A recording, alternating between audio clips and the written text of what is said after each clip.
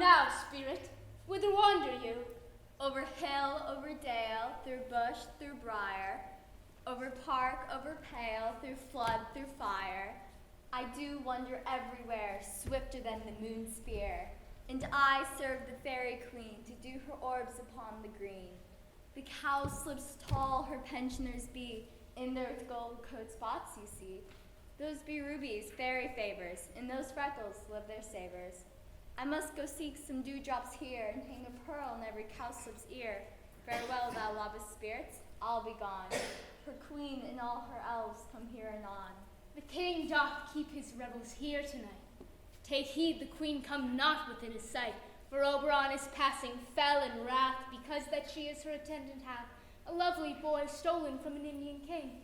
She never had so sweet a changeling, and jealous Oberon would have the child, knight of his train, to trace the forest wild. But she perforce withholds the loved boy, crowns him with flowers, and makes him all her joy. And now they never meet in grove or green, by fountain clear or spangled starlight sheen. But they do square for fear that all their elves creep into acorn cups and hide them here. Either I mistake your shape in making quiet, or else you are that shrewd and neighbor sprite they call Robin Goodfellow. Are you not he that frights the maidens of the villagery, those that hobgoblin call you, and sweet Puck? You do their work, and they shall have good luck. Are you not he? Thou speak'st aright. I am that merry wanderer of the night. I jest to Oberon and make him smile, when I a fat and bean-fed horse beguile. The wisest on telling the saddest tale, sometime for 3-foot stool mistaketh me. Then I slip from her bum, down topo she, and Taylor cries and falls into a cough. And then the whole choir laugh, and waxen in their mirth, and knees and swear a merrier hour was never wasted there. Room fairy, here comes Oberon. And here my mistress, would that he were gone.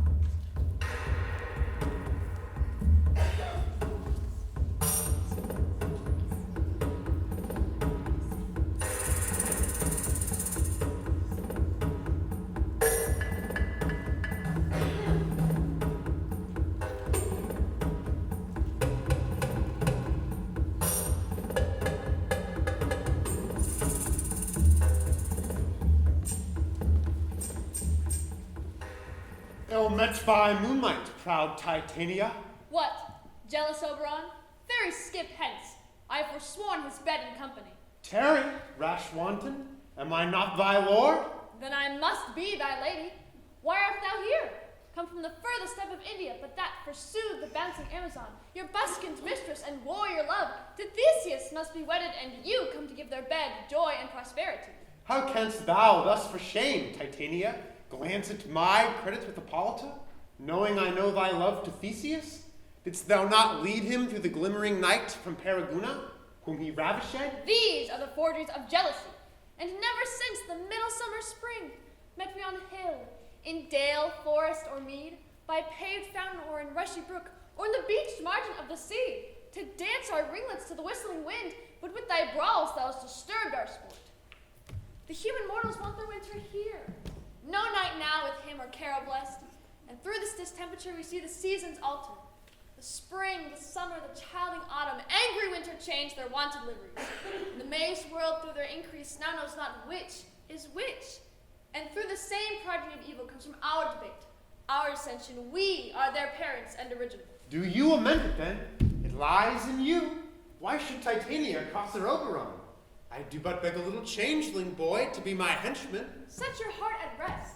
The fairyland bites not the child with me. His mother was a votress of my order, and in the spiced Indian air she full hath gossiped by my side. But her being of that boy to die, and for her sake I shall rear up her boy, and for her sake I shall not part with him. How long within this wood intend you stay? Perchance till Theseus' wedding day, and if you will patiently dance in our rounds, go with us. If not, shun me, and I shall spare your haunts. Give me that boy, and I will go with thee. Not for thy fairy kingdom. Fairies away. You shall chide downright if I longer stay. Well, go thy way. Thou shalt not from this grove till I torment thee for this injury.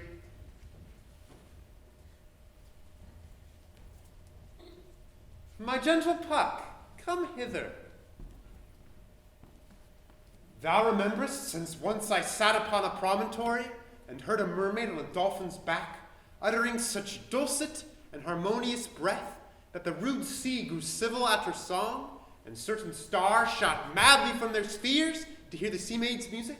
I remember. That very time I saw, but thou couldst not, flying between the cold moon and the earth, Cupid all armed. A certain aim he took at a fair vestal throned by the west, and loosed his left shaft smartly from his bow, as if it should pierce 100,000 hearts. But I might see young Cupid's fiery shaft quenched in the chaste beams of the watery moon, and the imperial votress pass it on in maiden meditation, fancy-free. Yet marked I where the bolt of Cupid fell. It fell upon a little western flower, before milk white, now purple with love's wound, and maidens call it love in idleness. Fetch me this flower, the herb I showed thee once. The juice of it on sleeping eyelids laid will make or man or woman madly dote upon the next live creature that it sees. Fetch me this herb, and be thou here again ere the Leviathan can swim a league. I'll put a girdle round about the earth in 40 minutes.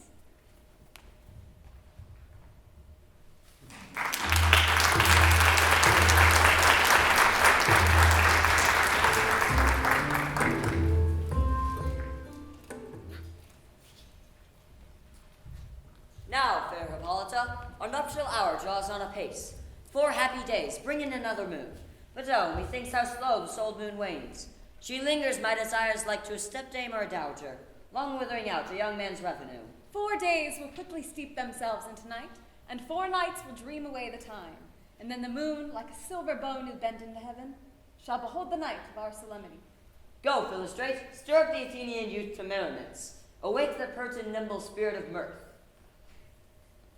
Hippolyta, I wooed thee with my sword and won thy love, doing thee injuries. But I will wed thee in another key, with pomp, with triumph, and with revelling. Your Grace! Happy be Theseus, our renowned duke.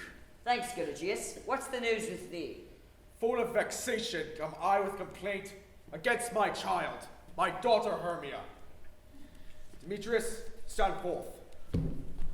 My noble lord, this man Demetrius hath my consent to marry her. Stand forth, Lysander. And my gracious duke, this man Lysander hath bewitched the bosom of my child. Thou, Lysander, thou hast given her rhymes and interchanged love tokens with my child. Thou hast by moonlight at a window sung with feigning voice verses of feigning love, and stolen the impression of a fantasy. With bracelets of thy hair, rings, gauds, conceits, acts, trifles, nosegays, sweetmeats, messengers of strong prevailment in unhardened youth. With cunning hast thou filched my daughter's heart, turned her obedience, which is due to me, to stubborn harshness. And my gracious duke, be it so she will not hear before your grace consent to marry Demetrius, then I beg the ancient privilege of Athens. As she is mine, I may dispose of her, which shall be either to this gentleman or to her death, according to our law, immediately provided in that case. What say you, Hermia? Be advised, fair maid. To you your father should be as a god. Demetrius is a worthy gentleman. So is Lysander. In himself he is, but in this kind, wanting your father's voice, the other must be held the worthier. I would my father looked but with my eyes. Rather your eyes must with his visage look. Now, I do entreat your grace to pardon me. I know not by what power I am made bold, nor how it may concern my modesty, but in such a presence to plead my thoughts, that I may know the worst that may befall me in this case if I refuse to wed Demetrius. Either to die the death, or to abjure forever the society of men. Therefore, fair Hermia, question your desires, know of your youth, examine well your blood, whether if you yield not to your father's choice, you can endure the livery of a nun. But earthlier happy is the rose distilled, than that which, withering on the virgin thorn, grows, lives, and dies in single blessedness. So will I grow, so live, so die, my lord, ere my virgin patent up, whose unwished yoke my soul consents not to give sovereignty. Take time to pause, and by the next new moon, the sealing day betwixt my love and me, for everlasting bond of fellowship, upon that day, either prepare to die for disobedience to your father's will, or else to wed Demetrius, as he would, or on Diana's altar to protest for austerity and single life. Relent, sweet Hermia, and Lysander, yield thy crazed title to my certain right. You have her father's love, Demetrius. Let me have Hermia's. Do you marry him? Scornful Lysander, true he hath my love, and what is mine, my love shall render him. And she is mine, and all my right of her I do estate unto Demetrius. I am, my lord, as well derived as he, as well possessed, my fortunes as fairly ranked, if not with vantage. And which is more than all these boasts can be, as I am beloved of beauteous Hermia. Why should not then I prosecute my right? And Demetrius, I'll avouch it to his head, made love to Nidar's daughter Helena, and won her soul. And she, sweet lady, dotes, devoutly dotes, upon this spotted and inconstant man. I must confess that I have heard so much, and with Demetrius thought to have spoke thereof. But being over full of self-affairs, my mind did lose it. But Demetrius, come, and come Aegeus, you shall go with me. I have some private schooling for you both. For you, fair Hermia, look you arm yourself to fit your fancies to your father's will, or else the law of Athens yields you up, to death or to a vow of single life. Come, Hippolyta, what cheer, my love? Demetrius and Aegeus, go along. With duty and desire, we follow you. How now, my love? Why is your cheek so pale? How chances the roses there do fade so fast? Belike for want of rain, which I can well beteem them from the tempest of my eyes. Ay me, for aught that I could ever read, could ever hear by tale or history. The course of true love never did run smooth, but either it was different in blood, O cross, too high to be enthralled to low. or else miscraft in respective years, O spite, too old to be engaged to young. or else it stood upon the choice of friends. O hell, to choose love by another's eyes. And if there was sympathy in choice, war, death, or sickness did lay siege to it, making it as momentary as a sound, swift as a shadow, and short as any dream, as brief as the light being in the collie night, how quick do bright things come to confusion. And if true lovers have ever been crossed, then let it stand as an edict in our destiny, because it's a trial patience and becomes a customary cross. A good persuasion. Therefore, hear me, Hermia. I have a widowed aunt, a dowager, of great revenue. She hath no child, her house 7 leagues from Athens. She respects me as her only son, and there I will marry thee, and the Athenian law cannot pursue us. If thou lovest me then, steal forth thy father's house tomorrow night, a league without the town, in the woods, where I did meet thee once with Helena in observance of May. There I will stay for thee. My good Lysander, I swear to thee, by Cupid's strongest bow, by his best arrow with the golden head, by the simplicity of Venus's dove, which kin souls and prosper loves, by the fire which burned the Carthage queen when the false Troyan under sail was seen, and by all the vows that men have ever broke, in numbers more than women have ever spoke, where thou hast appointed me, tomorrow truly I will meet with thee. Keep promise, love. Look, here comes Helena. Godspeed, fair Helena. Whither away? Call you me fair? That fair again unsaid. Demetrius loves your fair, oh, happy fair. Your eyes are lodestars, and your tongue sweet air more tunable than lark to shepherd's ear when wheat is green, when hawthorn buds appear. Sickness is catching. Oh, were favor so, yours would I catch, fair Hermia, ere I go. My ear should catch your voice, my eye your eye. My tongue should catch your tongue, sweet melody. With the world mine, Demetrius being mated, the rest I'd give to be to you translated. Oh, teach me how you look, and with what art you sway the motion of Demetrius's heart. I frown upon him, yet he loves me still. Oh, that your frowns would teach my smile such skill. I give him curses, yet he gives me love. Oh, that my prayers could such affection move. The more I hate, the more he follow me. The more I love, the more he hateth me. His folly, Helena, is no fault of mine. None but your beauty. Would that fault were mine. Take comfort. He shall no more see my face. Tomorrow night, Lysander and myself shall fly this place. Before a time, Lysander, I did see Athens seemed as a paradise to me. But then what grace do dwell hath turned a heaven unto a hell. Helena, to you our minds will unfold. Tomorrow night, when Phoebe doth behold her silver visage in the watery glass, decking with liquid pearls in the bladed grass, a time where lover's flight doth still conceal, through Athens' gates we have devised to steal. And in the woods where often you and I, upon faint primrose beds, were wont to lie, emptying our bosoms of our counsel sweet, there, Lysander and myself shall meet. And we shall seek new friends and stranger companies. Goodbye, sweet playfellow, pray thou for us. And good luck grant thee thy Demetrius. Keep word, Lysander, we must starve our sight from lover's food till deep morrow midnight. Helena, adieu. As you on him, Demetrius dote on you.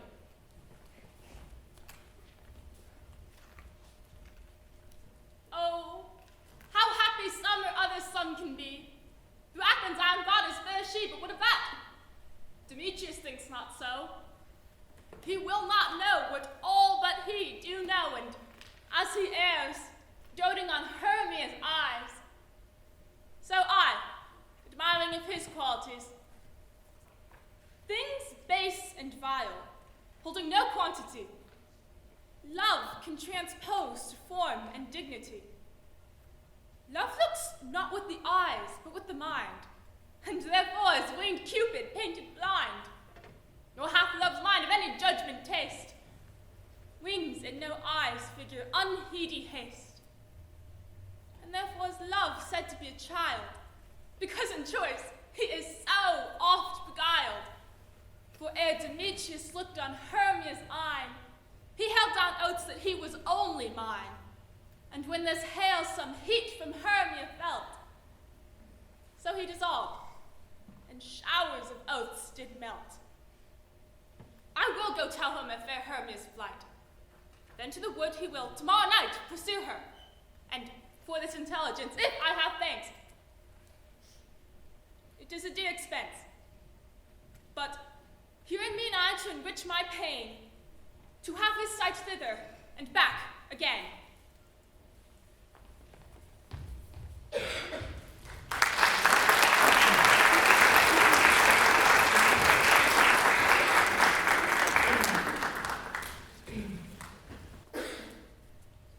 Please, I want the big scroll.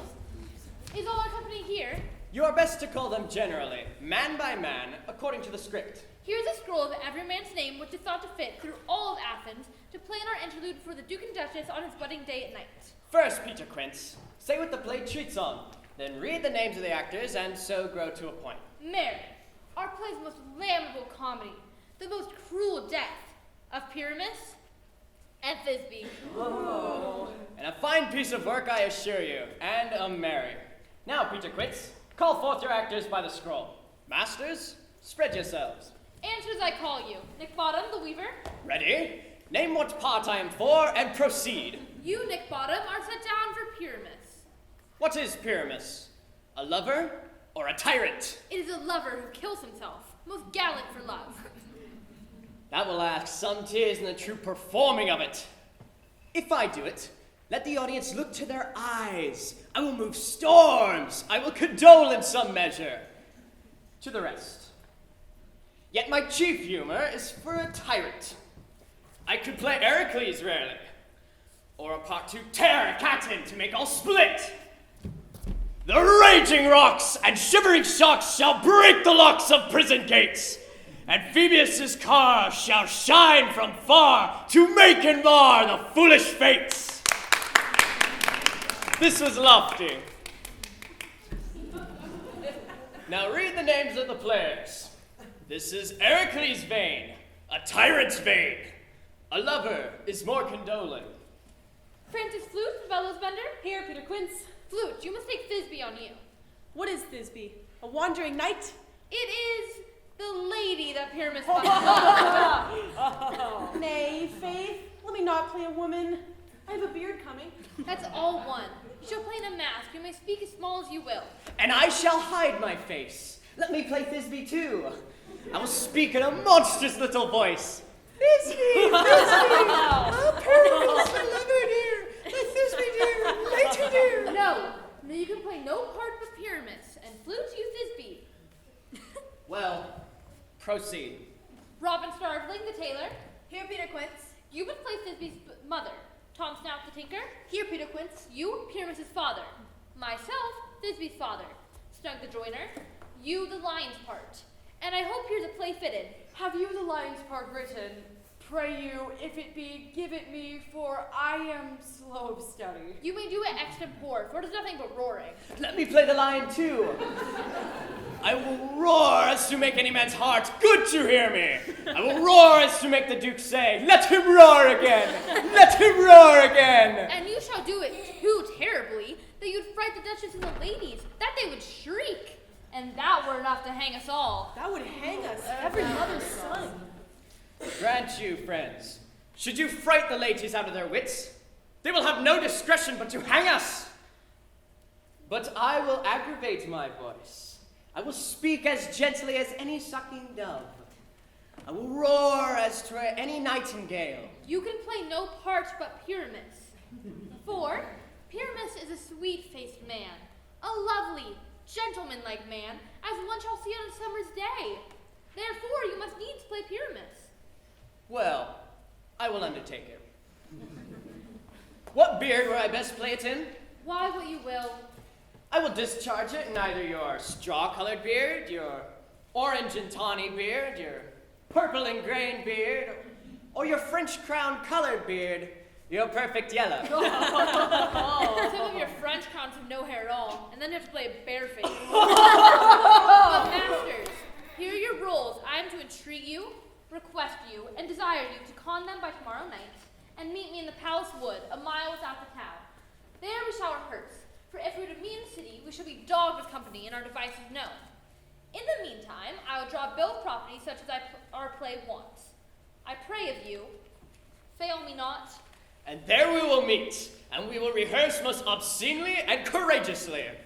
Take pain, be perfect, adieu. At the Duke's Oak we meet. Enough! Hold or cut bowstrings.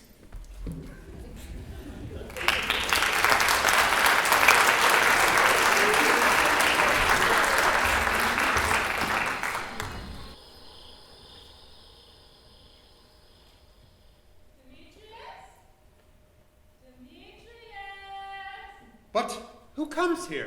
Demetrius! I am invisible, and I will overhear their conference.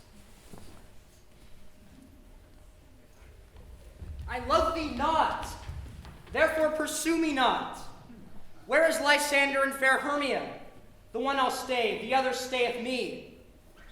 Thou toldst me they were stolen unto this wood, and here am I, and wood within this wood, because I cannot meet my Hermia. Hence, get thee gone, and follow me no more. You draw me, you hard-hearted adamant, but yet you draw not iron, for my heart is true as steel. Leave you your power to draw, and I shall have no power to follow you. Do I entice you? Do I speak you fair? Or rather, do I not in plainest truth tell you that I do not, nor I cannot love you? And even for that do I love you the more. Only give me leave, unworthy as I am, to follow you. Tempt not too much the hatred of my spirit, for I am sick when I do look on thee. And I am sick when I look not on you. You do impeach your modesty too much. To leave the city and commit yourself into the hands of one that loves you not. To trust the opportunity of night and the ill counsel of a desert place with the rich worth of your virginity. Your virtue is my privilege, but that it is not night when I do see your face. Therefore I think I am not in the night, nor doth this wood lack worlds of company. For you, in my respect, are all the world. Then how can it be said I am alone when all the world is here to look on me? I will run from thee and hide me in the brakes, and leave thee to the mercy of wild beasts. The wildest hath not such a heart as you. Run when you will, the story shall be changed. Apollo flies, and Daphne holds the chase. The dove pursues the griffin.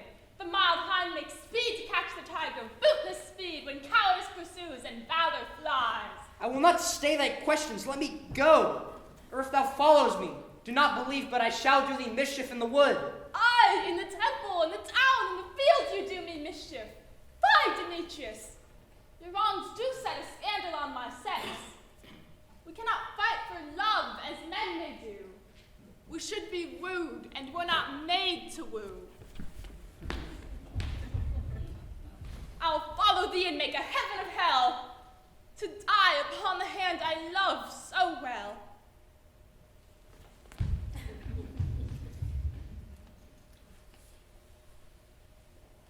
Fare thee well, nymph. Ere he do leave this grove, thou shalt fly him, and he shall seek thy love. Welcome, wanderer. Hast thou the flower there? Aye, there it is. I pray thee, give it me. I know a bank where the wild thyme blows, where oxlips and the nodding violet grows quite over-canopied with luscious woodbine, with sweet musk roses, and with eglantine. There sleeps Titania some time of the night, lulled in these flowers, with dances and delight. And with the juice of this I'll streak her eyes, and make her full of hateful fantasies. But take thou some of it, and seek through this grove. A sweet Athenian lady is in love with a disdainful youth. Anoint his eyes, but do it when the next thing he espies may be the lady. Thou shalt know the man by the Athenian garments he hath on. Affect it with some care, that he may prove more fond on her than she upon her love. And look thou meet me ere the first cock crow. Fear not, my lord, your servant shall do so.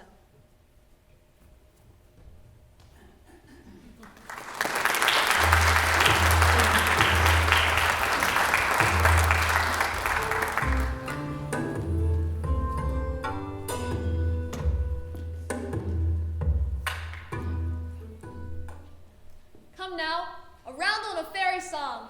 Then for the third part of a minute, hence. Some kill cankers, the musk rosebuds. Some war with weremice for their leathered wings to make my small elves' coats. And some keep back the clamorous owl, the nightly hoots and wonders at our quaint spirits. Sing me now to sleep, then to your offices and let me rest.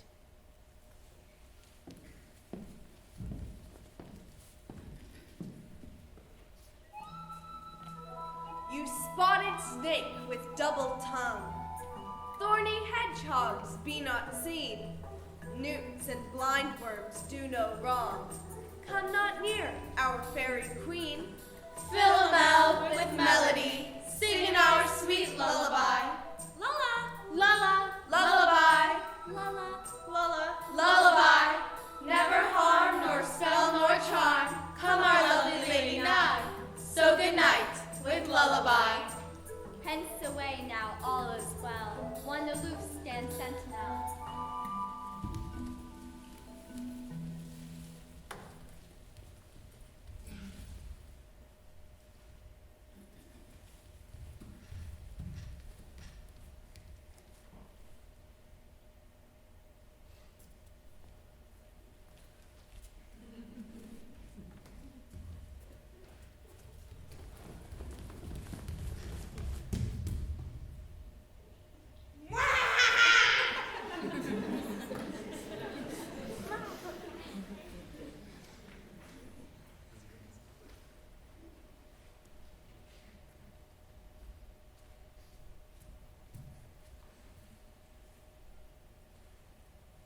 What thou seest when thou dost wake, do it for thy true love take.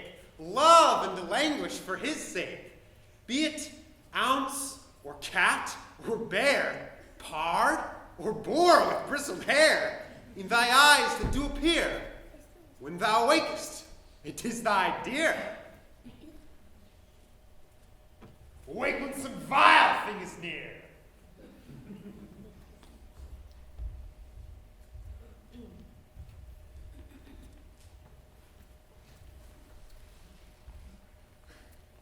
Fair love, you faint with wandering in the wood, and to speak troth, I have lost our way. Well, rest us here if you think it good, and tarry for the comfort of the day.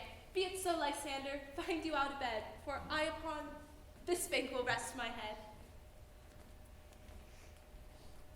One turf shall serve as a pillow for us both. One heart, one bed, two bosoms, one troth. For by your side no bedroom me denied, for lying so for me I do not lie. Lysander riddles me prettily, but much beshrew my manners and my pride if Hermia meant to say Lysander lied. But gentle friend, for love and courtesy lie further off in human modesty. Such separation, as well as may be said, becomes a virtuous bachelor and a maid. So good night, sweet friend. Thy love never altered till thy sweet life's end.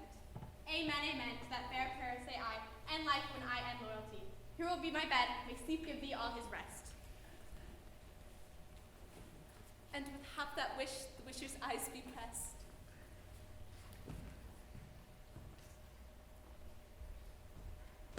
Through the forest I have gone, but Athenian found I none on whose eyes I might bestow this flower's force and stirring love.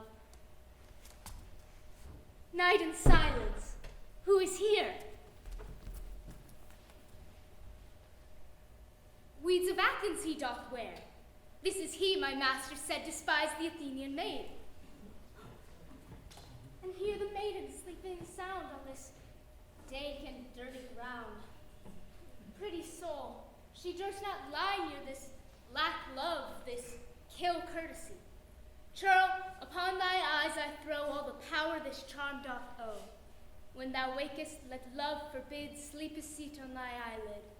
So awake when I am gone, for I must now to Oberon.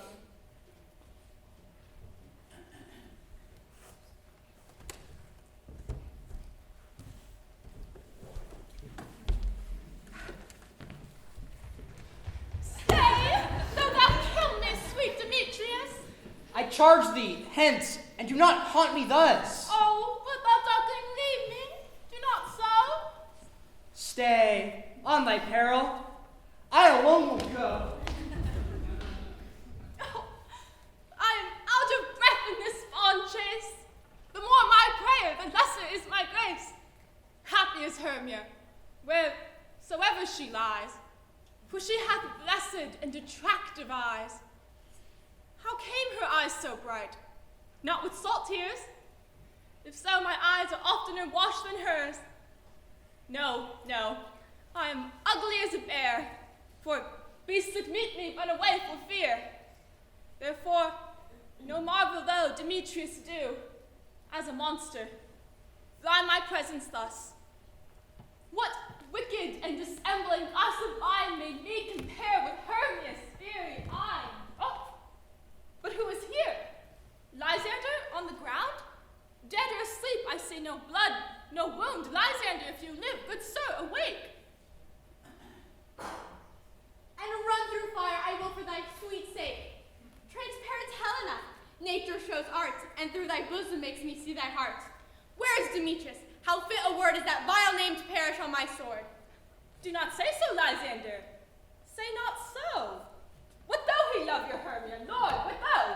And yet Hermia still loves you. Then be content. Content with Hermia?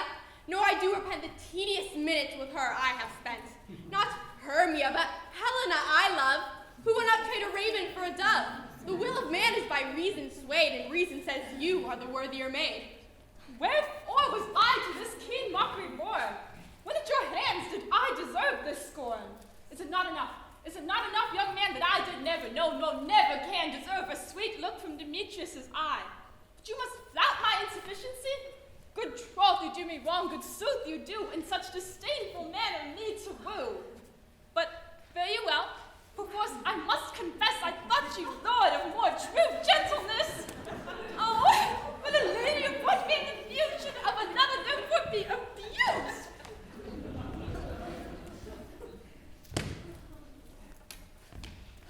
She sees not Hermia. Hermia, sleep thou there, and never mayest thou come Lysander near. For the surfeit of the sweetest things, the deepest loathing the stomach brings. And with all my heart and all my might, to honor Helen and be her knight. Help me, Lysander, help me. Do thy best to pluck this crawling serpent from my breast. I me, for pity, what a dream is here. Lysander, look how I do quake with fear. Methought a serpent eat my heart away, and you sat smiling while at his cruel prey. Lysander, Lord, what removed? What out of hearing gone? Alack, speak and if you hear, speak of all loves, I swoon almost with fear. No, then I perceive you not nigh. Either death or you I'll find immediately.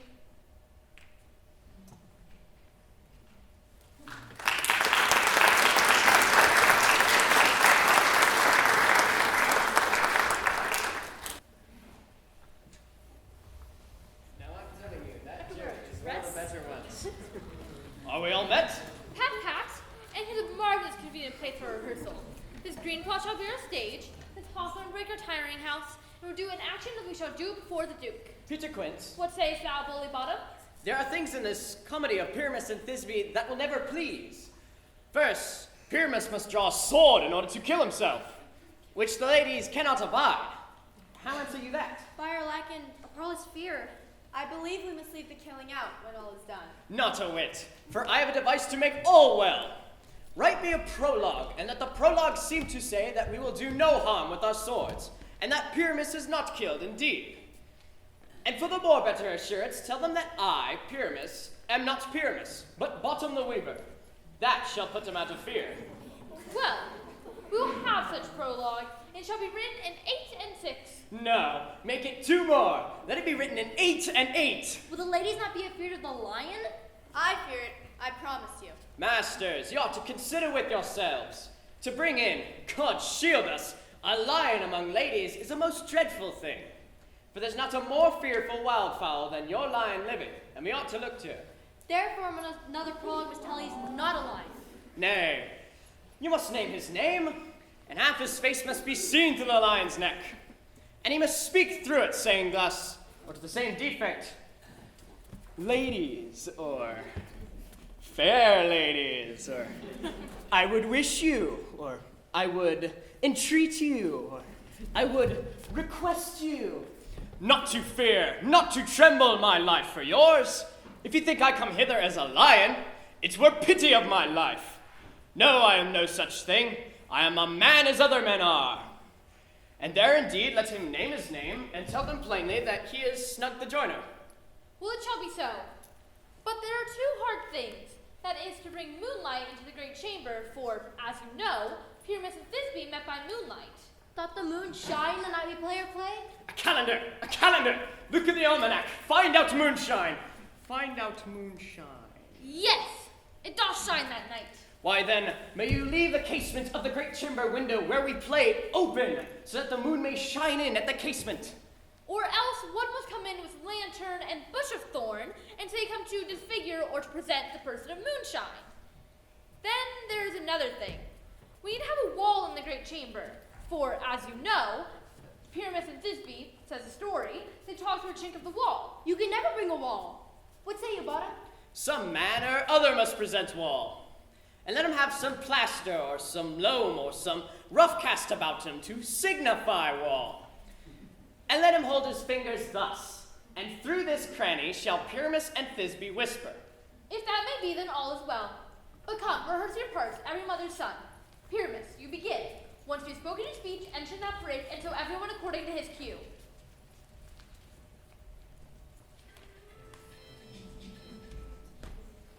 What hempen homespuns have we swaggering here, so near the cradle of the fairy queen? What a play tour! I'll be an auditor, an actor too, perhaps, if I see cause. Speak, Pyramus. Thisbe, stand forth. Thisbe, thy odious savor sweet. Odors. Odors. Odors savor sweet. So hath thy breath, my dearest Thisbe dear. But hark, a voice. Stay thou but here a while, and by I will to thee appear. Must I Stranger speak now? Pyramus than e'er played here. Aye, marry, you must. For you must understand he goes but to see no is he heard, and is to come again. Most radiant Pyramus! Most radiant Pyramus! Most lily white of hue, of color like the red rose on triumphant briar, most frisky juvenile, and eke most lovely Jew, as truest horse that yet would never tire, as I'll meet thee, Pyramus, at Ninny's tomb. Ninnis' tomb, man. For you must not speak that part yet. That you answer to Pyramus. You must speak your part, all at once, cues and all. Pyramus, your cue is past. It is never tired. Oh, as truest horse that yet would never tire. If I were fair, Thisbe, I were only thine. Oh, sure, it's so strange. We're haunted. Bray masters, fly masters, help! I'll follow you. I'll lead you about around through bog, through bush, through break, through briar. sometime a horse I'll be, sometime a hound, a hog, a headless bear, sometime a fire. And neigh and bark and grunt and roar and burn like horse, hound, hog, bear, fire at every turn. Why did they run away? This is a knavery of them to make me afeard. Oh, Bottom, thou art changed! What do I see on thee? What do you see? You see an ass head of your own, do you? Bless thee, Bottom, bless thee! Thou art translated! I see their knavery. This is to make an ass of me. To fright me if they could. But I will not stir from this place. Do what they can. I will walk up and down here, and I shall sing that they shall hear I am not afraid. The ouzel cock so black of hue with orange tawny bill, the throstle with his notes so true, the wren with little quill, the finch, the sparrow, and the lark, the plain so cuckoo grey, whose note full many a man doth mock and dares not answer, nay! I pray thee, gentle mortal, sing again. Mine ear is much enamored of thy note, mine eyes enthralled to thy shape. Thy fair virtue's force perforce doth move me, on the first view to say, to swear I love thee. Methinks, mistress, you shall have little reason for that. And yet, to say the truth, reason and love keep little company together nowadays. The more the pity that some honest neighbors will not make them friends. Nay, I can gleek upon occasion. Thou art as wise as thou art beautiful. Not so, neither. But if I had wit enough to be out of this wood, I'd have enough to serve mine own turn. Out of this wood do not desire to go. Thou shalt remain here, whether thou wilt or no. I am a spirit of no common rate. The summer still will tend upon my state. And I do love thee. Therefore go with me. I'll give thee fairies to attend on thee, and they shall fetch thee jewels from the deep, and sing whilst thou on pressed flowers dost sleep. And I shall purge thy mortal grossness so that thou shalt like an airy spirit go. Peas blossom. Ready! Cobweb. Ready! Moth. Ready? And mustard seed. Ready! Where shall we go? Be kind and courteous to this gentleman. Hop in his walks and gamble in his eyes. Feed him apricots and dewberries and purple grapes and green figs and mulberries. And pluck the wings from painted butterflies to fan the moonbeams of his sleeping eyes. Nod to him, elves, and do him courtesy. Hail, mortal! Hail! Hail! Hail! I cry your worship's mercy heartily. I beseech your worship's name. Cobweb. I shall desire you of more acquaintance, Mistress Cobweb. If I cut my finger, I shall make bold with you. Your name? Peas blossom! Commend me to Mistress Squash, your mother, and to Master Peascod, your father. Good Mistress Peasblossom, I shall desire you of more acquaintance too. Your name, I beseech you, sir? Mustard seed. Good Master Mustard Seed, I know your patience well. That same cowardly, giant-like ox beef hath devoured many a gentleman of your house. I promise you, your kindred hath made my eyes water ere now. I shall desire you of more acquaintance, good Master Mustard Seed. Come, lead him to my bower. The moon, methinks, looks with a watery eye and weeps every little flower. Tie up my love's tongue and bring him silently.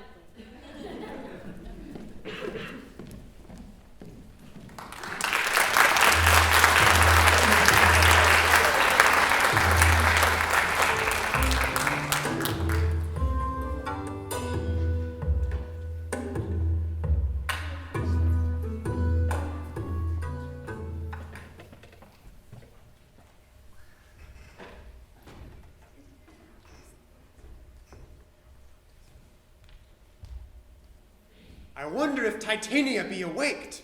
Then, what it was the next came in her eye, which she must dote on in extremity.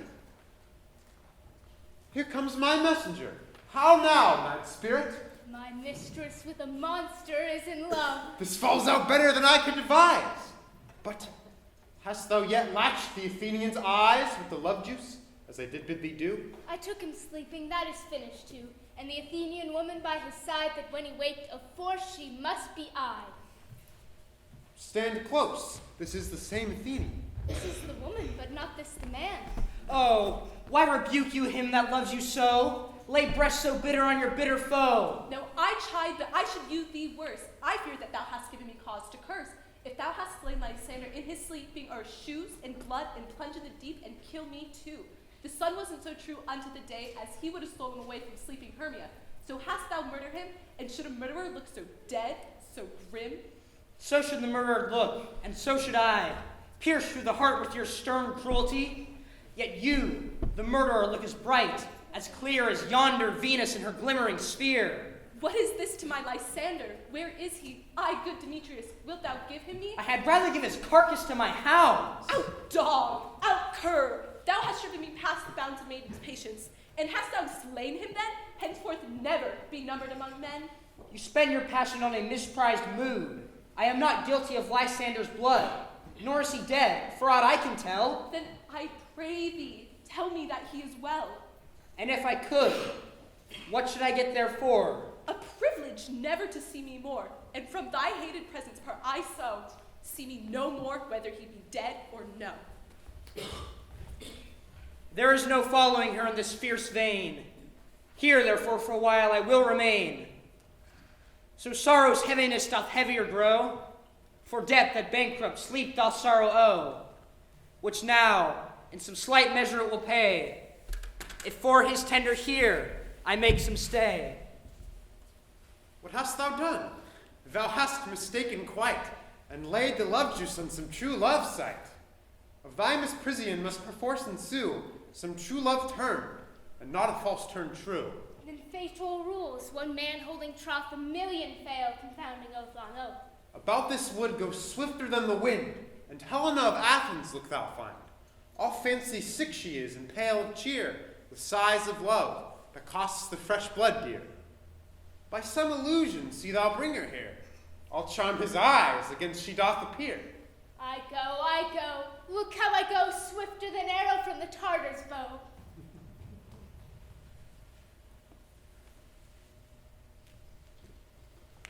Flower of this purple dye, hit with Cupid's archery, sink in apple of his eye.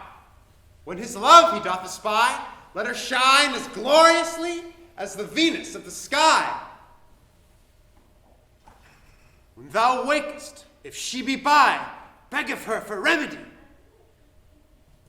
Captain of our fairy band, Helena is here at hand, and the youth mistook by me, pleading for a lover's fee. Shall we their fond pageant see? Lord, what fools these mortals be! Stand aside. The noise they make will cause Demetrius to awake. Then will two at once woo one, that must needs be sport alone. And these things do best please me that befall preposterously. Why should you think that I should woo and scorn? Scorn and derision never come in tears. But when I vow, I weep, and vow so born that in all nativity all truth appears. Why should you think that these things in me seem scorn to you, when bearing the bad face to prove them true? You do advance your cunning more and more. When truth kills truth, oh devilish holy fray! These vows are Hermia's. Will you give her or weigh oath with oath, and she will nothing weigh? Your vows to her and me, put in two scales, will even weigh, and both as light as tails. I had no judgment when to her I swore. Nor none in my mind, now you give her o'er. Oh, Helena, goddess, nymph, perfect, divine. To what, my love, shall I compare thine eye?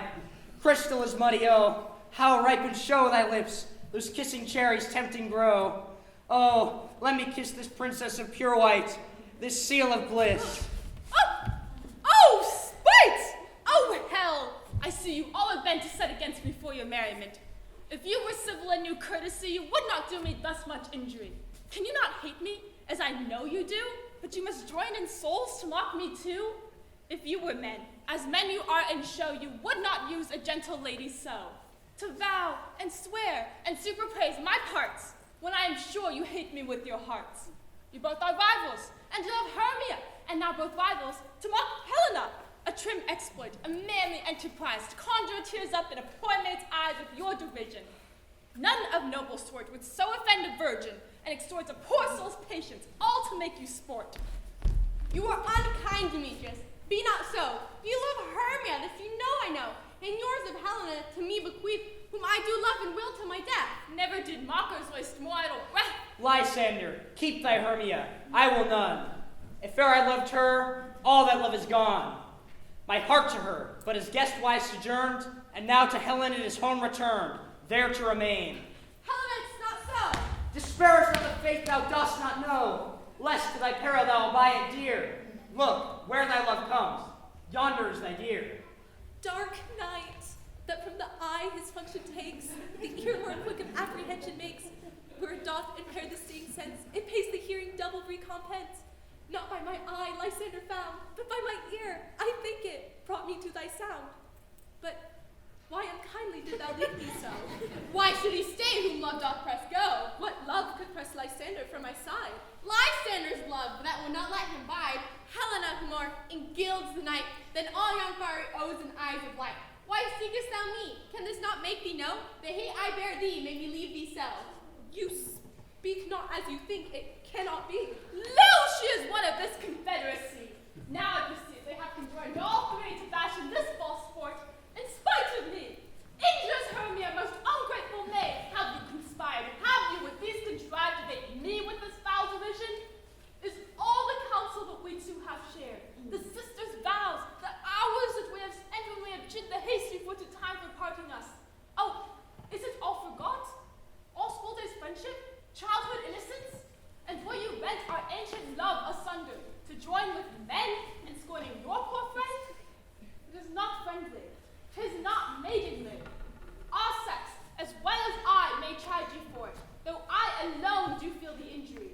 I am amazed at your passionate words. I scorn you not, it seems you scorn me. Have you not set Lysander, as in scorn, to follow me in praise, my eyes and face? And made your other love, Demetrius, to call me goddess, nymph, divine, and rare, precious, celestial. Wherefore speaks he this to her he hates? And wherefore doth Lysander deny your love so rich within his soul, and tender me, forsooth, affection? But by your setting on, by your consent, what though I be not so in grace as you, so hung upon with love, so fortunate, but miserable most, to love unloved?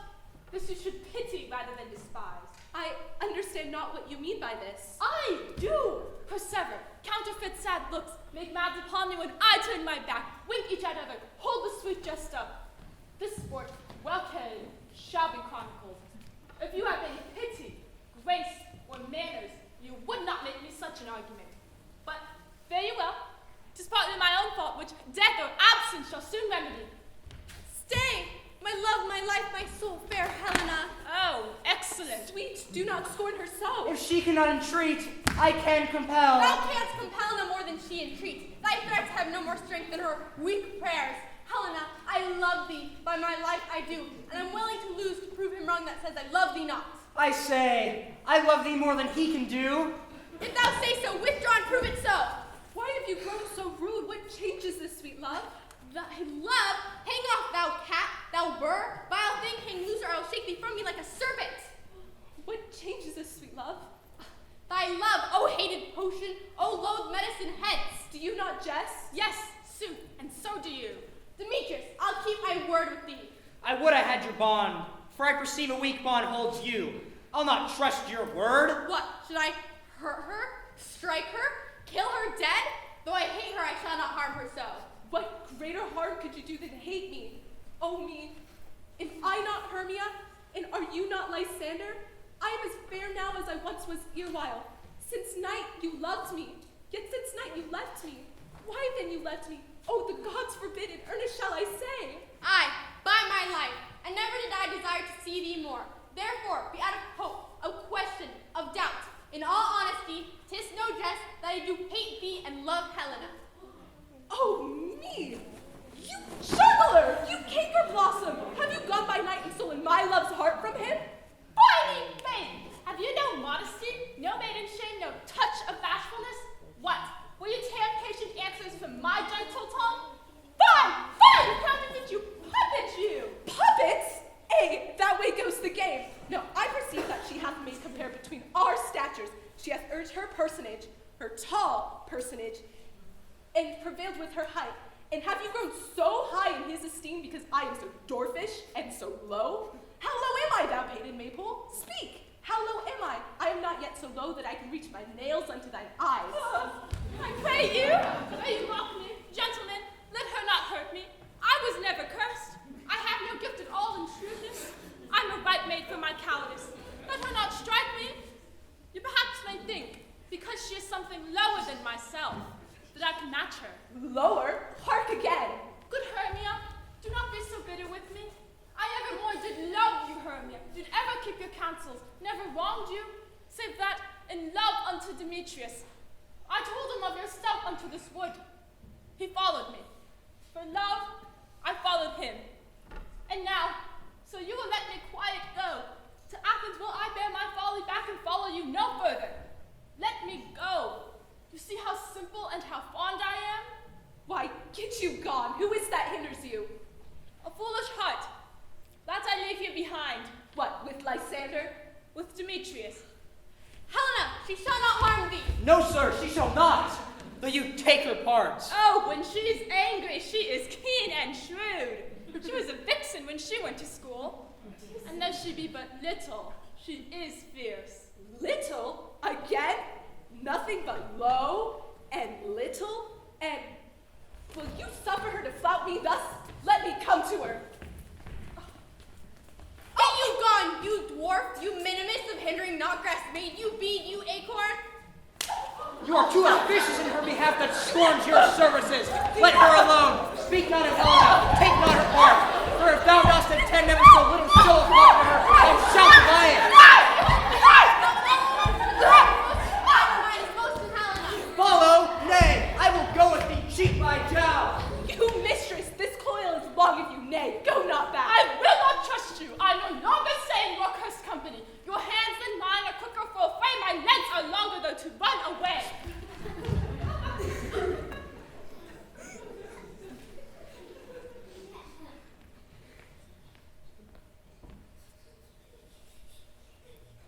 I am amazed to know not what to say.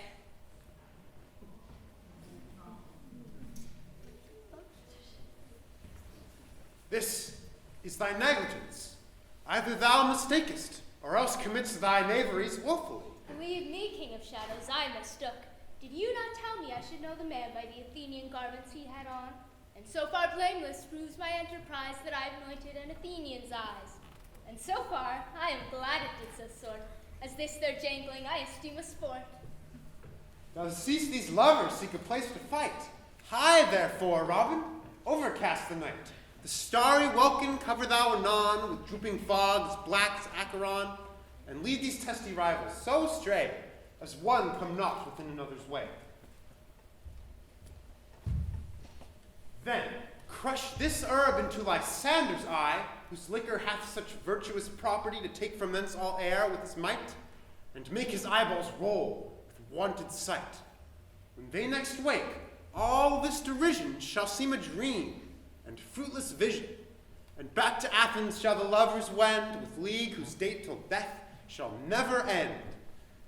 While Zion's affair do thee employ, I'll to my queen and beg her Indian boy, and then I will her charmed eye release from monsters' view, and all things shall be peace. My fairy lord, this must be done with haste, for night's swift dragons cut the clouds full fast, and yonder shines Aurora's harbinger. Haste, make no delay. We may effect this business yet ere day.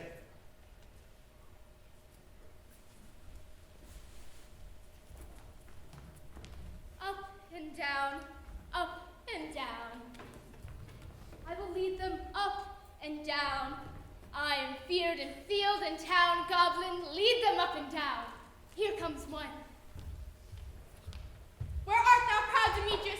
Speak thou now, speak if thou darest. Here, villain, drawn and ready, where art thou? I come where he calls, yet he is gone, and bottom I in this dark and even way. Who will rest me, come thou gentle day? Ho, ho, ho, coward, why comest thou not? thee if thou darest. Well I wot thou runn'st before me, shifting every place, and darest not stand nor look me in the face. Where art thou now? I'm hither, come here. Now, go thy way. Faintness constraineth me to measure out my length on this cold bed. By day's approach, look to be visited. Oh, weary night, oh, long and tedious night, abate thy hours. Shine comforts from the east, that I may back to Athens by daylight from these that my poor company detest. And sleep, that sometimes shuts up sorrow's eye. Steal me a while from mine own company. Yet but three, come one more. Two of both kinds make up four. Here she comes, cursed and sad. Cupid is a knavish lad, thus to make poor females mad.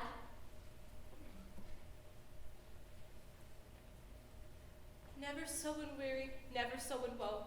Betabbled with the dew and torn with the briars, I can no further crawl, no further go. My legs can keep no pace with my desires. Here will I rest me till the break of day, and heaven should Lysander if they mean a fray. On the ground, sleep sound. I'll apply to your eye. Gentle lover, remedy.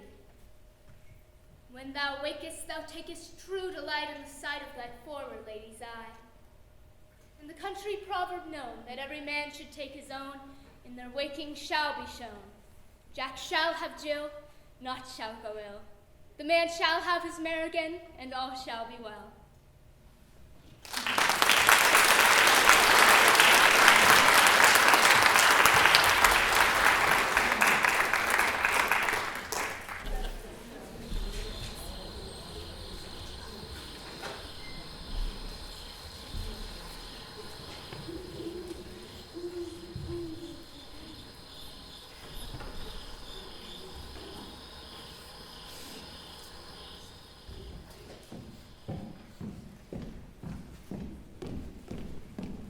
Come, sit thee down upon this flowery bed, while I thy amiable cheeks do coy, and stick musk roses in thy sleek, smooth head, my gentle joy. Where's Peas Blossom? Ready! Scratch my head, Peas Blossom. Where's Mistress Cobweb? Ready! Get you your weapons in your hand and kill me a red-hipped humblebee on the top of a thistle. Where's Master Mustard Seed? Ready! Give me your nief, good monsieur, pray you, leave your courtesy. What be your will? Nothing, good monsieur, but to help Mistress Peas Blossom to scratch. I must to the barber's, good monsieur, for methinks I am marvelously hairy about the face. And I am such a tender ass that if my hair do but tickle me, I must scratch. Wilt thou hear some music, my sweet love? I have a reasonably good ear in music. Let us have the tongues and the bones. Or say, sweet love, what wilt thou desires to eat? Truly, a peck of provender. I could munch your good dry oats. Methinks I have a great desire to a bottle of hay. Good hay, sweet hay, hath no fellow. I have a venture fair that you seek the squirrels for to fetch thee new nuts. I'd rather have a handful or two of dried peas.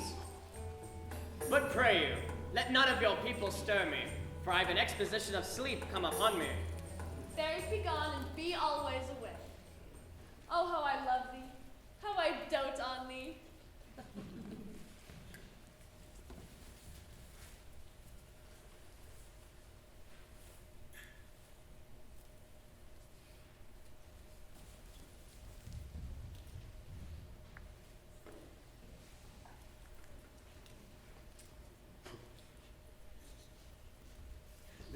Welcome, good Robin. Seest thou this sweet sight? Her dotage now I do begin to pity, for, meeting her of late behind the wood, seeking sweet favors from this hateful fool, I did upbraid her and fall out with her. When I had in my pleasure taunted her, and she in mild terms begged my patience, I then did ask of her her changeling child, which straight she gave me, and her fairy sent to bear him to my bower in fairyland.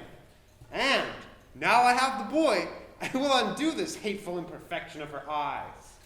And, gentle Puck, take this transformed scalp from off the head of this Athenian swain, that he, awaking when the other do, may all to Athens back again repair, and think no more of this night's accidents, but as the fierce vexation of a dream. But first I will release the fairy queen.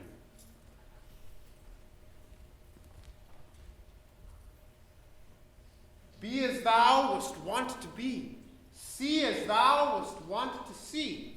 Dian's bud or Cupid's flower has such force and blessed power. Now, my Titania, wake you, my sweet queen.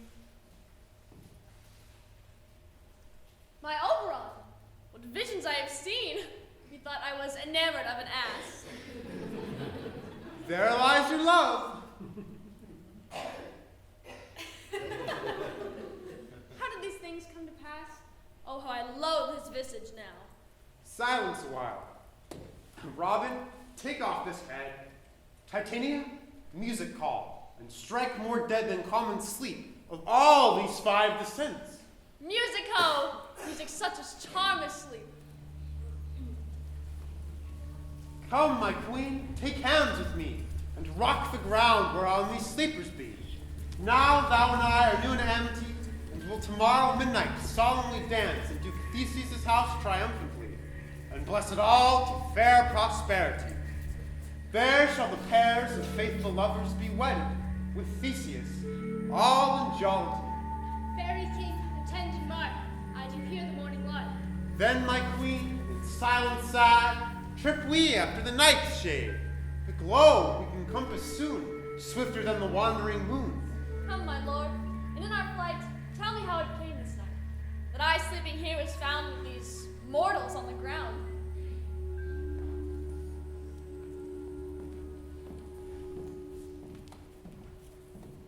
Now when thou wakest with thine own fool's eyes peep,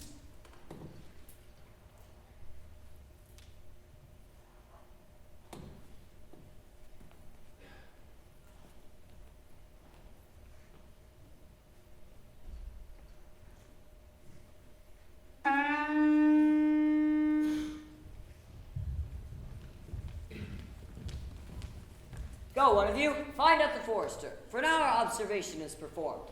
And since we have devoured of the day, my love shall hear the music of my hounds. We will, fair queen, up to the mountain's top, and mark the musical confusion of hounds and echo in conjunction. I was with Hercules and Cadmus once, when in a wood of Crete they bathed the bear with the hounds of Sparta. Never did I hear such gallant chiding, for besides the skies, the groves, the fountains, every region near seemed all one mutual cry. Never did I hear such sweet thunder. My hounds are bred out of the Spartan kind. A cry more tunable was never hollowed to, nor cheered with horn, in Crete and Sparta, nor in Thessaly. Judge when you hear. But soft, what nymphs are these? My lord. This is my daughter here asleep, and this Lysander, this Demetrius is, and this Helena, old Nada's Helena. I wonder of their being here together. No doubt they rose up early to observe the rite of May, and, hearing our intent, came here and grace our solemnity. But speak, Aegeus, is not this the day that Hermia should give answer of her choice?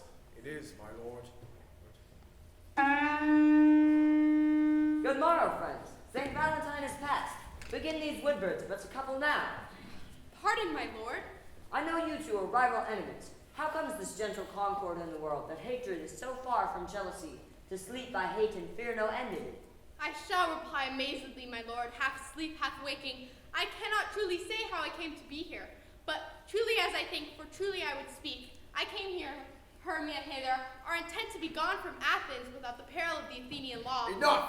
Enough, my lord, you have enough! I beg the law upon his head! They would have stolen away. They would, Demetrius, thereby to have defeated you and me. You of your wife, and me of my consent. Of my consent, that she should be your wife. My lord, fair Helen told me of their stealth, of this their purpose hither to this wood, and I in fury followed them, fair Helena in fancy following me. But, my lord, I wot not by what power, but by some power it is, my love to Hermia, melted as the snow, and all the faith, the virtue of my heart, the object and pleasure of mine eye, is only Helena. And now, I do wish her, love her, long for her, and will evermore be true to her. Fair lovers, you are fortunately met. Of this discourse we more will hear anon. Aegeus, I will overbear your will, for in the temple by and by with us these couples shall eternally be knit. And for the morning now is something worn, our purposed hunting shall be set aside. Away with us to Athens, 3 and 3, we'll hold a feast in great solemnity. Come, Hippolyta.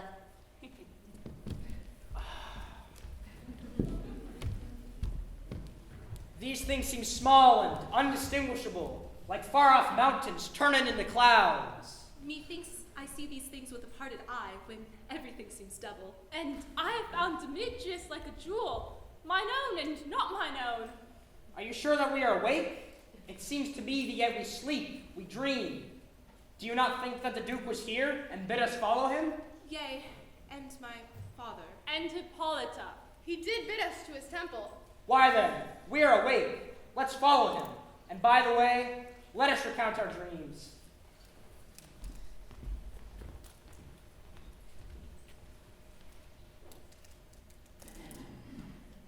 When my cue comes, call me and I will answer. My next is most fair pyramids. Hi-ho! Peter Quince.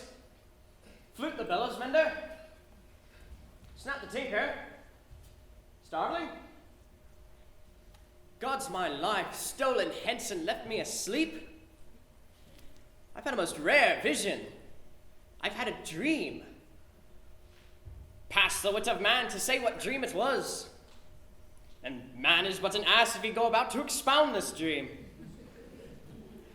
Methought I was, there is no man can tell what. Methought I was, and methought I had, but man is but a patched fool if he will to offer to say what methought I had. The ear of man hath not seen, the eye of man hath not heard. His tongue cannot conceive, his hand cannot taste, nor his heart to report what this dream was. I will get Peter Quince to write a ballad of this dream, and it shall be called Bottom's Dream, because it hath no bottom. And I shall sing it in the latter end of a play before the Duke.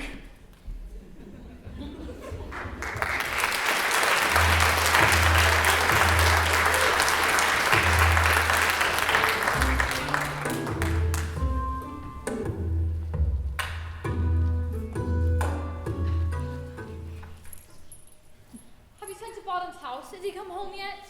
He cannot be heard of. Out of doubt he's transported. If he come not, then the play is marred. It goes not forward, doth it? It is not possible. Not a man in all Athens it would discharge Pyramus but he. No, he hath simply the best wit of any handicraft man in Athens. Yeah, and the best person too. And he chose Paramore for sweet voice. You must say paragon. A paramour is, God bless us, a thing of naught. Masters, the Duke is coming from the temple. There are 2 or 3 lords and ladies more married. If our sport had gone through, we had all been made men. Oh, sweet bully bottom, thus hath he lost 6 pence a day during his life. He could not have escaped 6 pence a day, and the Duke had not given him 6 pence a day for playing Pyramus. I'll be hanged. He would have deserved it. 6 pence a day in Pyramus or nothing. Where are these lads? Where are these hearts? Praise day, almost happy hour. Masters, I'm to discourse wonders, but ask me not what. For if I tell you, I am no true Athenian. Let us hear, sweet bottom. Not a word of me. All that I will tell you is that the Duke hath dined. Get your apparel together. Good strings to your beards, new ribbons to your pumps. Every man look o'er his part. Every one meet presently at the palace. For the short and long is, our plays preferred. Yes. In any case, let Thisbe have clean linen, and let he who plays the lion not pare his nails, for they shall hang out for the lion's claws. And masters, eat no onions nor garlic, for we are to utter sweet breath. And I do not doubt but to hear them say, it is a sweet comedy. No more words. Away, go away.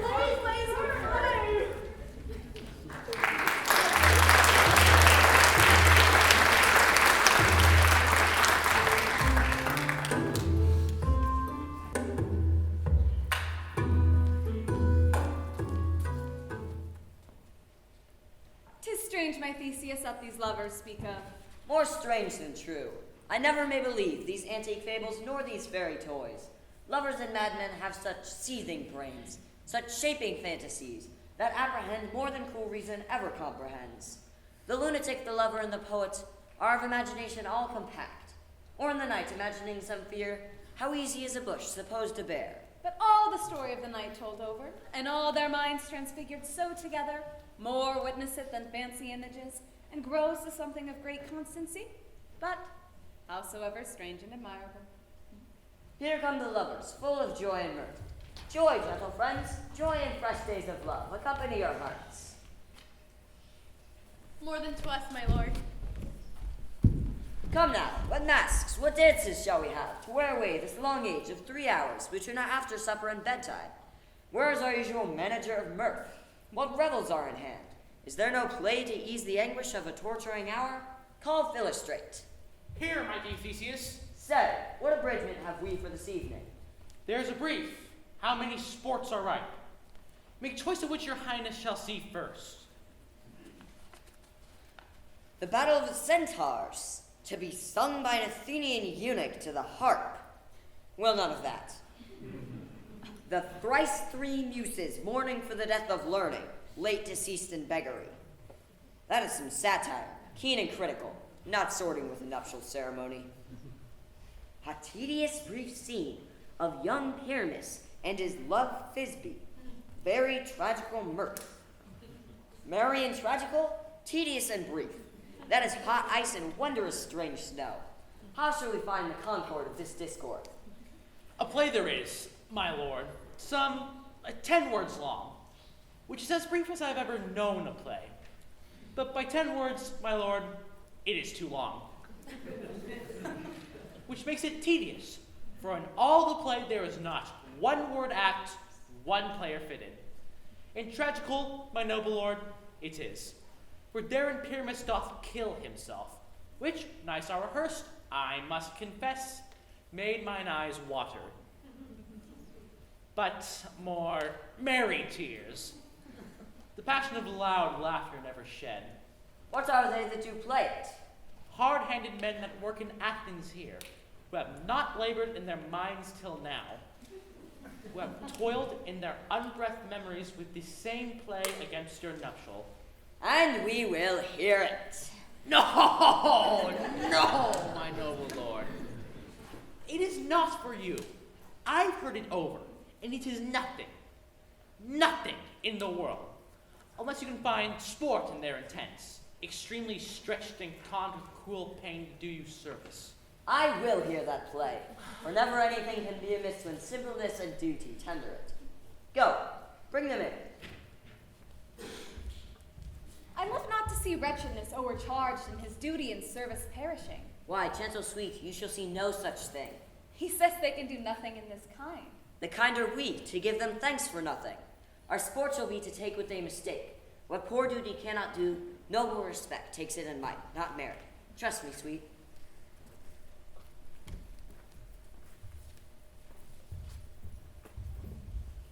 So please your grace, the prologue is addressed. Let him approach.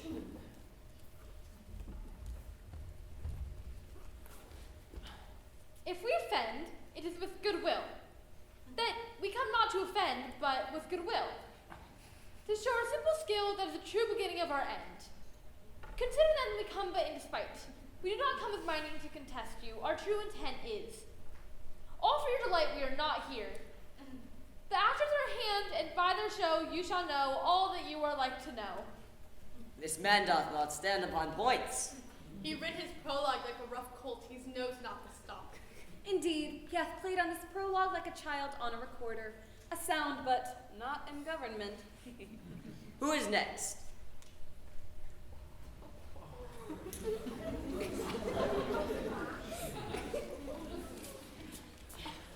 Gentles, perchance you wonder at this show, but wonder on till truth makes all things plain.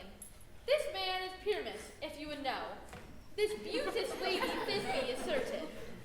This man with lime and rough cast doth present wall, that vile wall poor souls are content to whisper.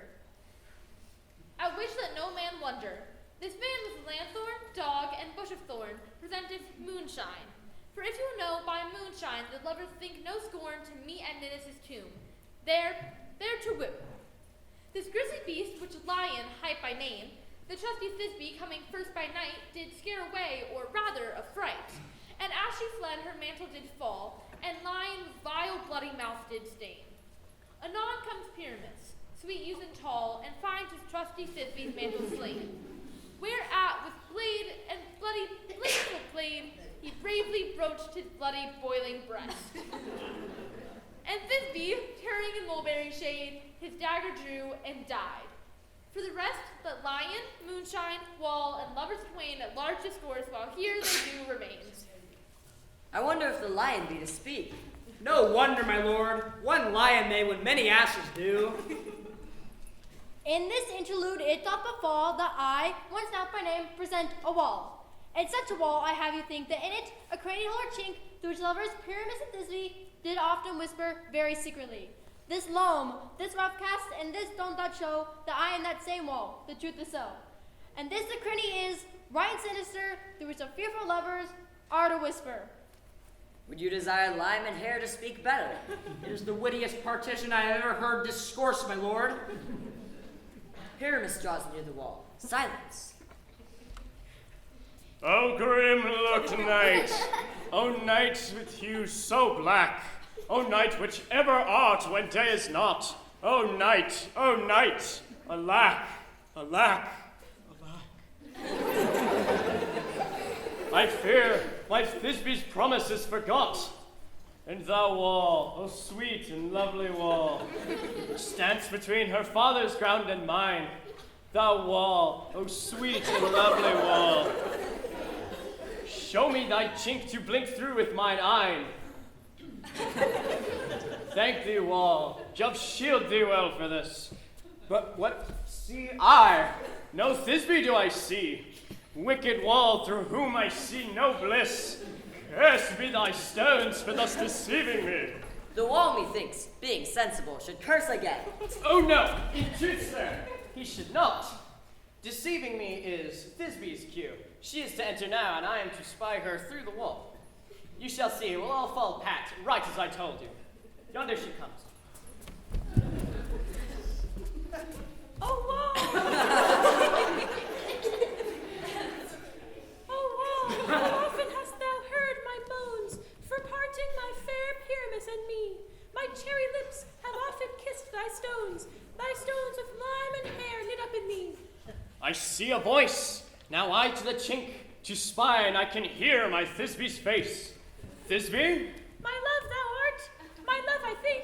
Think what thou wilt, for I am thy lover's grace, and like Lymander am I trusty still. And I like Helen, till the fates me kill. Oh, kiss me through the hole of this vile wall. Why kiss the walls? Not your lips at all. Will thou meet me at Ninny's tomb straightway? Tide life, tide death, I come without delay. Thus have I, wall, my part discharged so, and being done, thus wall away doth go. This is the silliest stuff that ever I heard. Here come two noble beasts in, a man and a lion. You, ladies, whose gentle hearts do fear the smallest monstrous mouse that creeps on the floor, may not perchance both quake and tremble here, when lion and rough wildest rage doth roar. Then know that I, as Snug the joiner, am a lion fell, for no else no lion's dam. For if I should as a lion come in, strive into this place, 'twere pity on my life. A very gentle beast, of a good conscience. The very best of the beasts, my lord, that I ever saw. Let us listen to the moo. This lanthorn doth the horned moon He should have worn the horns on his head. This lanthorn doth the horned moon present. Myself, the man in the moon, do think. This is the greatest error of all the rest. The man should be put into the lanthorn. How is it else the man in the moon? He dares not come in for the candle, for you see, it is already in snuff. I'm a-weary of this moon. Would he would change. By his small light of discretion, it appears that he is in the way. But, in courtesy, for all reason, we must stay the time. Proceed, Moon. All that I have to say is that this lanthorn is the moon, myself the man in the moon, this thorn bush my thorn bush, and this dog my dog. Why, all these should be in the lanthorn, for all these are in the moon. But silence, here comes Thisbe. This is Minnie's tomb. Where is my love? Roar! Well roared, lion. Well run, Thisbe. Well shown, Moon. Truly, the moon shines with good grace. Well moused, lion. Anon comes Pyramus. Sweet moon, I thank thee for shining now so bright. I thank thee, moon, for thy sunny beams. For by thy gracious golden glittering gleams, I trust to take of truest Thisbe's sight. But spa, oh spite, but stay, poor night, what dreadful dole is here? Eyes, do you see? How can it be? Thy dainty duck, oh dear! Thy mantle good? What? Stained with blood? Approach, ye furies fell. O fates, come, come! Cut thread and thrum. Quail, crush, conclude, and quail! Pursue my heart, but I pity the man. O wherefore, nature, didst thou lion's frame, since lion vile hath deflowered my dear? Come, tears, confound, out sword and wound, the pap of Pyramus. I that left pap, where heart doth hop. Now thus die I, thus, thus, thus. My soul is in the sky. Tongue, lose thy light. Moon, take thy flight.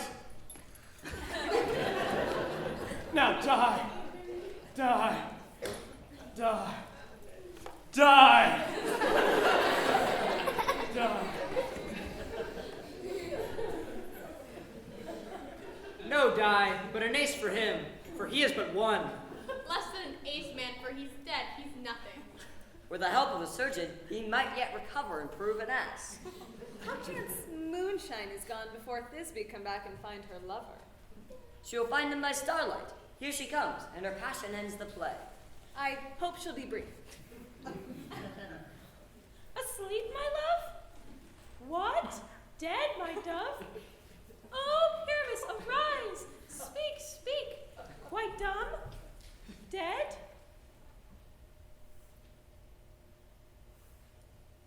Dead? Dead. A tomb must cover thy sweet eyes, these lily lips, this cherry nose, these yellow cowslip cheeks are gone, are gone. Lovers, make moans. His eyes were green as leeks. O sisters three, come, come to me with hands as pale as milk. Lay them in gore, since you have shore with shears his thread of silk. Tongue, not a word. Come, trusty sword. Come, blade. My breast imbue. And farewell, friends. Thus Thisbe ends. Adieu. Adieu. Adieu.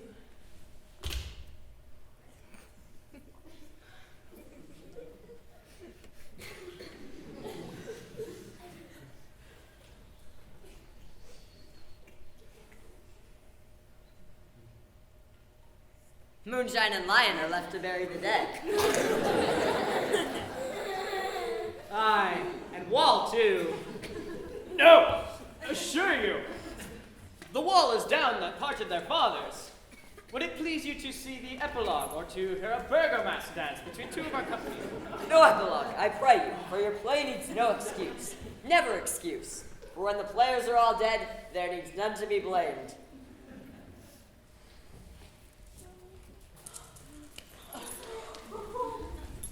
The iron tongue of midnight hath told 12. Lovers to bed, 'tis almost fairy time. Sweet friends to bed.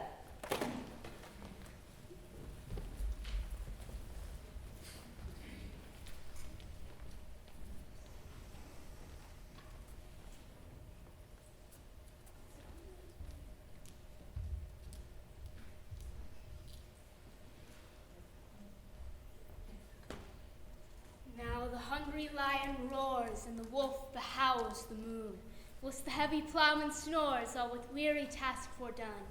And the wasted brands do glow, whilst the screech owl, screeching loud, puts the wretch that lies in woe in remembrance of a shroud. Now it is the time of night, that the graves all gaping wide, everyone lets forth his fright, and the churchway past to glide. And we fairies that do run by the triple Hecate's team, from the presence of the sun, following darkness like a dream. Now our frolic, not a mouse shall disturb this hallowed house. I am sent with broom before to sweep the dust behind the door.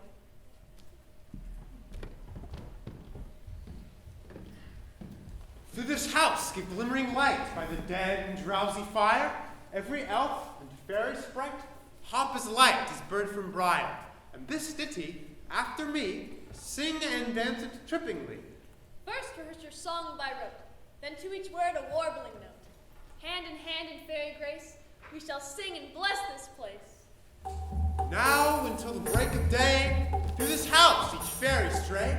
The best bride bed will we, which by us shall blessed be, and the issue there create, ever shall be fortunate. So shall all the couples three ever true and loving be, and the blots of nature's hand shall not in their issue stand. Never mole, hairlip, nor scar, nor mark prodigious, such as are despised nativity, shall upon their children be. With this field do consecrate, every fairy take his gate, and each separate chamber bless, through this palace with sweet peace.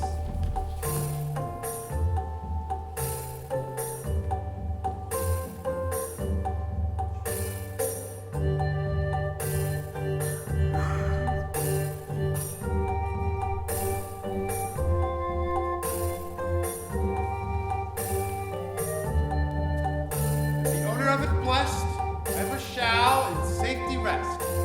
Trip away, make no stay, meet me all by break of day.